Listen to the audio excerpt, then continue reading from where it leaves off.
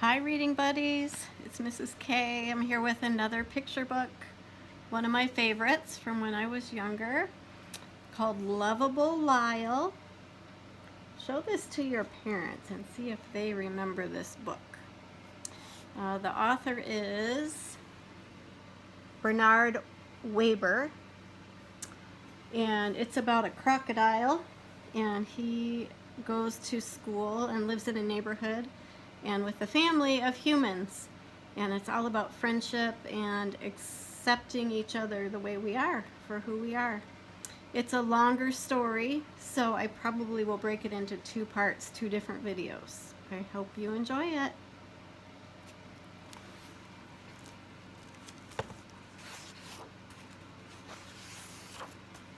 Everyone loved Lyle the crocodile. The Prim family with whom he lived loved him dearly, of course.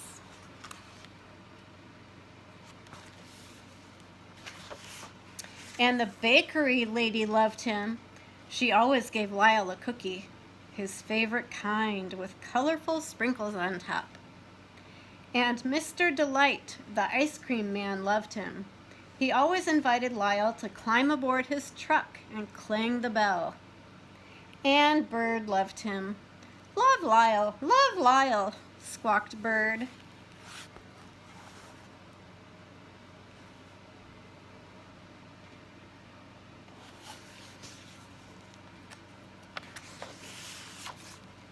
And the children loved him. They always called for Lyle to come out and play.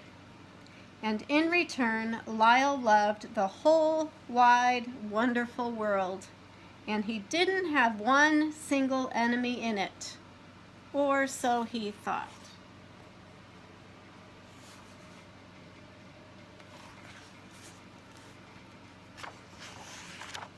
One day, quite mysteriously, a note addressed to Lyle was slipped under the door of the house on East 88th Street. "Dear Lyle," Mrs. Prim read to him, "I hate you. I hate you more than anything. I hate you so much I can't stand it." And the note was signed, "Your enemy." Everyone was so surprised. "Oh, how dreadful!" cried Mrs. Prim. "Whatever reason could anyone have for hating Lyle?"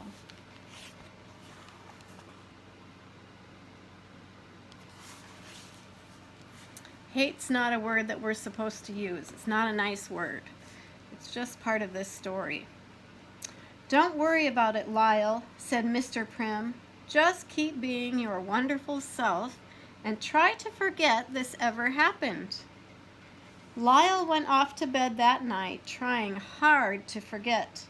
Still, as he switched off the lights and gazed down upon the empty street below, he could not help sadly thinking, "Somebody out there hates me."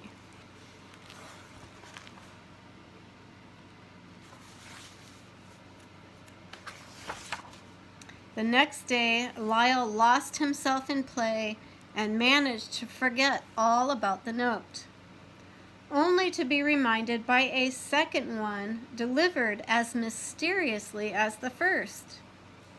"Dear Lyle," read Miss Prim, "I hate you even more today than I did yesterday, if that is at all possible." And again the note was signed, "Your enemy." "Oh, these horrible notes have just got to stop," Mrs. Prim cried out desperately. Lyle wanted the notes stopped too. He was so unhappy about them. There were days he just couldn't be coaxed out of the house. He began to wonder if he was growing ugly. He practiced smiling.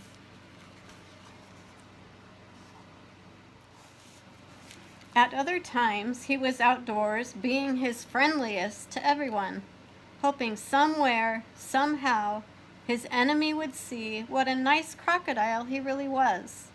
He smiled big, big smiles, and he waved big, big waves, greeting one and all as warmly and as joyously as he knew how. He performed all of his surefire tricks to amuse people and practiced new ones at home each night.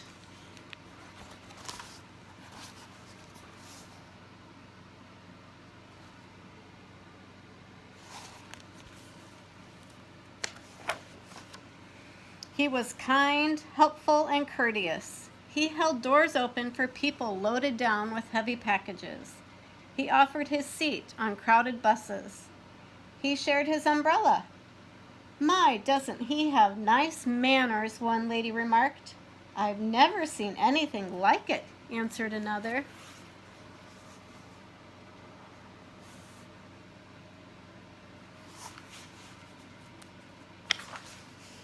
Poor Lyle worked so hard at being nice, he was positively exhausted by the end of the day. Indeed, all of the Prims were unhappy about the notes. Each time they heard someone approaching outside, Joshua or Mr. Prim, sometimes the entire family, would rush for the door, in hopes of catching the note writer in the act. They even took turns watching from the window.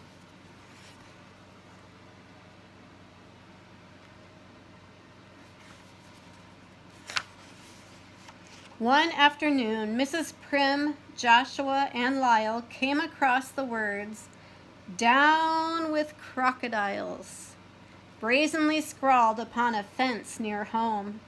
Mrs. Prim tried hopelessly to erase the nasty words with a tissue. "Well, Lyle," she said as they made their way home, "it seems no matter how much we may think we want to, it isn't always possible to please everyone or be liked by everyone."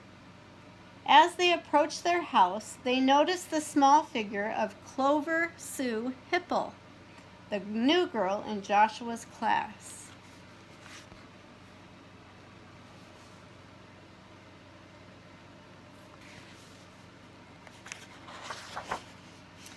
By the time they reached the door, Clover was gone, but resting under the door was still another note.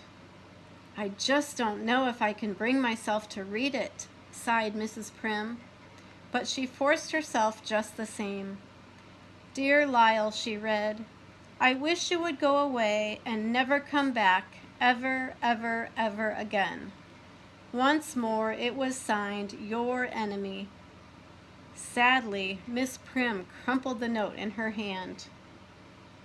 Oddly, during the next several days, Mrs. Prim and Lyle found themselves running into Clover Sue Hipple almost everywhere they went. At the supermarket, they discovered her peeking out from behind a huge display of cornflakes.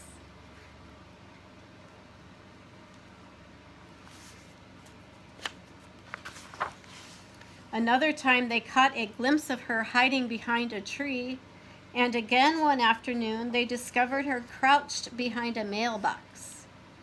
Each time Mrs. Prim smiled and tried to say hello, and each time Clover skittered off before she had a chance.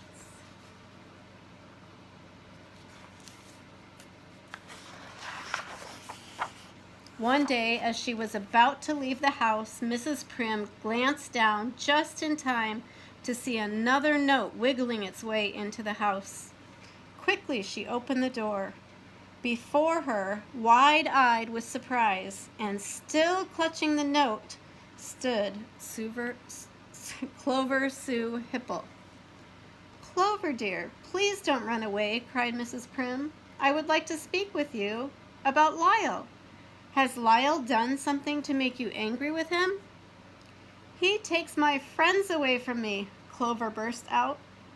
"He what?" "He takes my friends away from me," the little girl said again. "When Lyle comes out, my friends run away. They run to play with him, and they play with him all of the time. I never have fun when Lyle is around." "But why can't you play with Lyle too?" asked Mrs. Prim. "Because," answered Clover. "Because of what?" "Because I'm not allowed. My mother said I'm not allowed to play with crocodiles.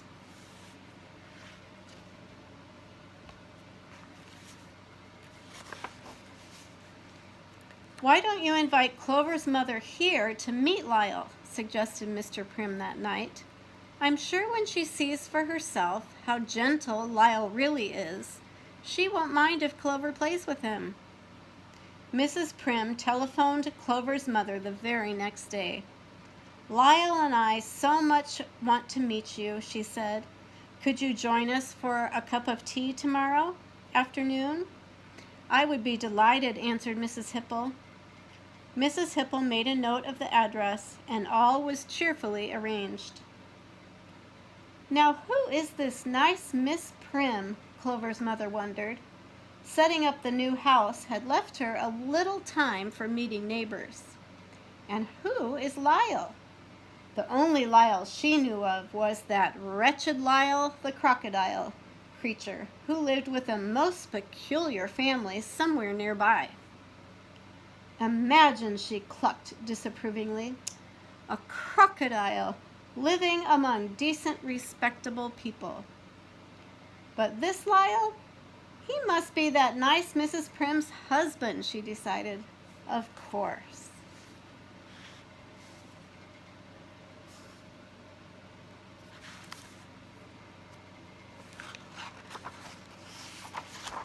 Remember now, Lyle," said Mrs. Prim the following afternoon. "When Mrs. Hipple arrives, greet her with your very best manners. Offer to take her coat, and when you have hung it neatly in the closet, join us in the living room. Understand?" Lyle nodded. "Good," said Mrs. Prim, humming as she returned to the kitchen. When Mrs. Hipple arrived, Lyle started down the stairs to meet her, but then he stopped. "Suppose she won't like me," the thought popped into his head. Suddenly, a wave of shyness came over Lyle. Suddenly, the last thing in the world he wanted to do was meet Mrs. Hipple. "Lyle, Lyle," called Mrs. Prim.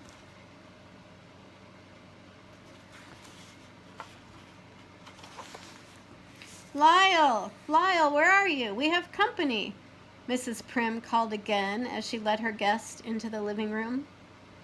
He wanted to go to her, but instead, and although he kept telling himself it was absolutely the silliest, most ridiculous thing he could possibly do, Lyle squeezed himself into the hall closet and hid.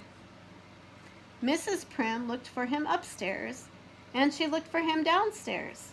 "I just can't imagine what has become of Lyle," he heard her exclaim.